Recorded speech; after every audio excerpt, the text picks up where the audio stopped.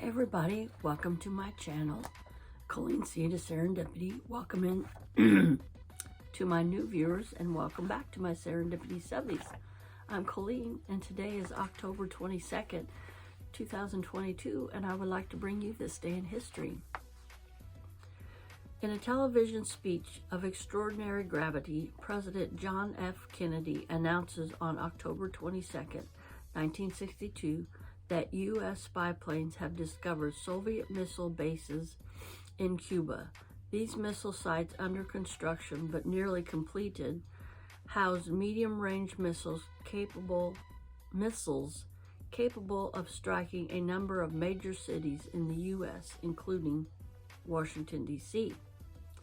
Kennedy announced that he was ordering a naval quarantine of Cuba to prevent Soviet ships from transporting any more offensive weapons to the island, and explained that the U.S. would not tolerate the existence of missile sites currently in place. The president made it clear that America would not stop short of military action to end what he called a clandestine, reckless, and provocative threat to world peace. What is known as the Cuban Missile Crisis actually began on October 14, 1962, the day that the U.S. intelligence personnel analyzing U-2 spy planes data discovered that Soviets were building medium-range missile sites in Cuba. The next day, President Kennedy secretly convened an emergency meeting of his senior military, political, and diplomatic advisors to discuss the ominous development. The group became known as EXCOM, short for Executive Committee. After rejecting a surgical airstrike against the missile sites, EXCOM decided on a military quarantine and a demand that the base be dismantled and missiles removed. On the night of October 22nd, Kennedy went on national TV to announce his decision. During the next 6 days, the crisis escalated to a breaking point as the world tottered on the brink of nuclear war between the two superpowers. On October 23rd, the quarantine of Cuba began, but Kennedy decided to give the Soviet leader Nikita Khrushchev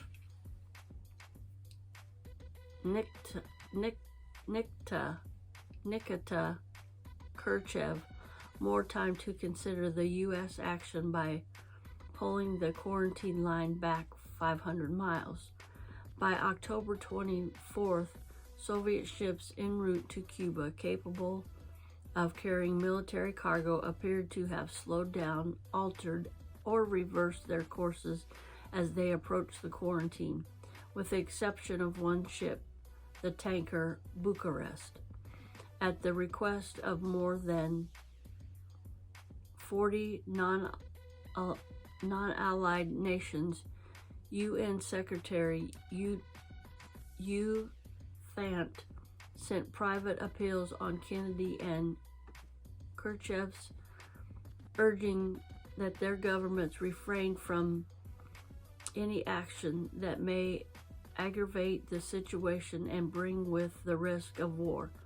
At the direction of the Joint Chiefs of Staff, U.S. military forces went to DEFCON 2, the highest military alert ever reached in the post-war era, as military commanders prepared for full-scale war with the Soviet Union. On October 25th, the aircraft carrier USS Essex and the destroyer USS Gearing attempted to intercept the Soviet tanker Bucharest as it crossed over the U.S. quarantine of Cuba.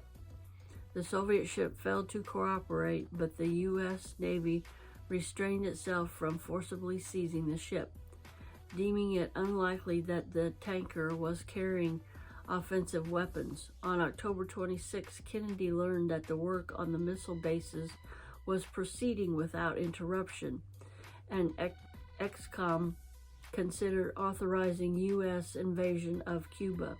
The same day, the Soviets transmitted a proposal for ending the crisis. The missile base would be removed in exchange for the U.S. pledge not to invade Cuba. The next day, however, Khrushchev upped the ante by publicly calling for the dismantle of U.S. missile bases in Turkey under pressure from the Soviet military commanders. While Kennedy and his crisis advisors debated this dangerous turn in negotiations, a U-2 spy plane was shot down over Cuba, and its pilot, Major Rudolph Anderson, was killed. To the dismay of the Pentagon, Kennedy forbade a military retaliation unless any more surveillance planes were fired upon over Cuba. To defuse the worsened crisis, Kennedy and his advisors agreed to dismantle the U.S. missile site in Turkey, but at a later date, in order to prevent the protest of Turkey, a key NATO member. On October 28th, Khrushchev announced his government's intent to dismantle and remove all offensive Soviet weapons in Cuba. With the airing of the public message on Radio Moscow, the USSR confirmed its willingness to proceed with the solution secretly proposed by Americans the day before. In the afternoon, Soviet technicians began dismantling the missile sites, and the world stepped back from the brink of nuclear war. Excuse me. The Cuban Missile Crisis was effectively over. In November, Kennedy called off the barricade, and by the end of the year, all offensive missiles had left Cuba. Soon after, the United States quietly removed its missiles from Turkey. The Cuban Missile Crisis seemed at the time a clear victory for the United States, but Cuba emerged from the episode with a much greater sense of security. The removal of antiquated Jupiter missiles from Turkey had no detrimental effect on the U.S. nuclear strategy, but the Cuban Missile Crisis convinced a humiliated USSR to commence a massive nuclear buildup. In the 1970s, the Soviet Union reached nuclear parity with the United States and built intercontinental ballistic missiles capable of striking any city in the U.S. The succession of the U.S. administration honored Kennedy's pledge not to invade Cuba, and relations with the communist island nation situated just 80 miles from Florida remained a thorn in the side of U.S. foreign policies for more than 50 years. In 2015, officials from both nations announced the formal normalization of relationships between U.S. and Cuba, which included the easing of travel restrictions and the opening of embassies and diplomatic missions in both countries. I want to thank you for watching today, and stay safe and stay blessed, and remember to smile, because I love you, but more importantly, God loves you.